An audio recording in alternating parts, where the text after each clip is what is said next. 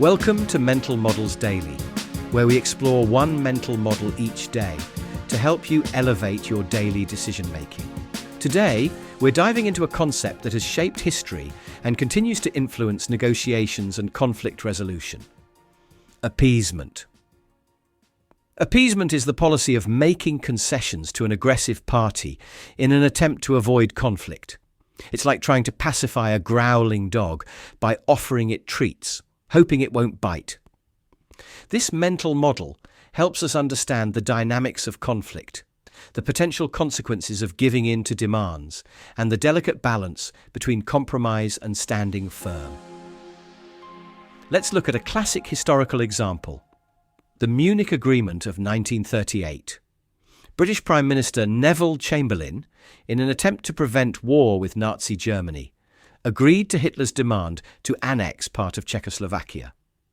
Chamberlain famously declared he had achieved peace for our time. However, this appeasement didn't prevent World War II. Some argue it emboldened Hitler. It's like giving an inch and finding that a mile is taken. The very act of concession can sometimes encourage further aggression. In the business world, appeasement can manifest in various ways. A company might give in to unreasonable customer demands to avoid negative reviews, potentially setting a problematic precedent. Or, in negotiations, one party might make repeated concessions to close a deal, only to find they've compromised too much. It's like a poker player who keeps folding to aggressive bets, eventually finding their chip stack depleted without having played a hand. So how can we apply our understanding of appeasement in our daily lives?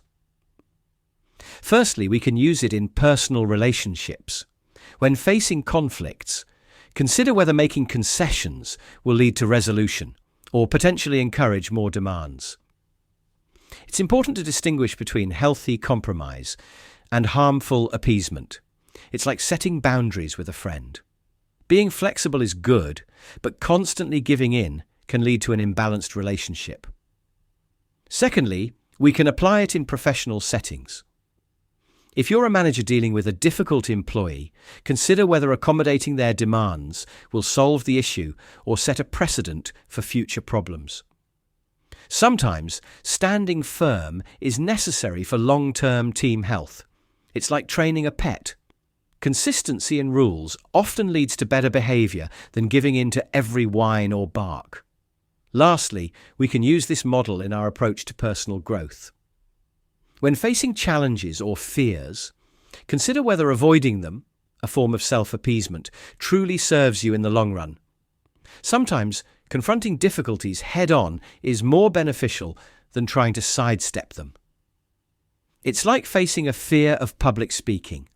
Avoiding it might bring short-term comfort, but confronting it can lead to long-term growth. In conclusion, the concept of appeasement reminds us that short-term peace or comfort can sometimes come at the cost of long-term problems. While compromise and flexibility are important skills, it's crucial to recognize when standing firm is necessary. The key is to find the balance between assertiveness and accommodation, always considering the long-term implications of our choices. Thank you for joining me today on Mental Models Daily. Until next time, may your negotiations be balanced, your boundaries be clear, and your decisions avoid the pitfalls of unwise appeasement. For more mental models, please visit mentalmodelsdaily.com or find us on X or Instagram. Our podcast music was provided by the podcasthost.com and Alitu, the podcast maker. Find your own free podcast music over at the podcasthost.com/freemusic.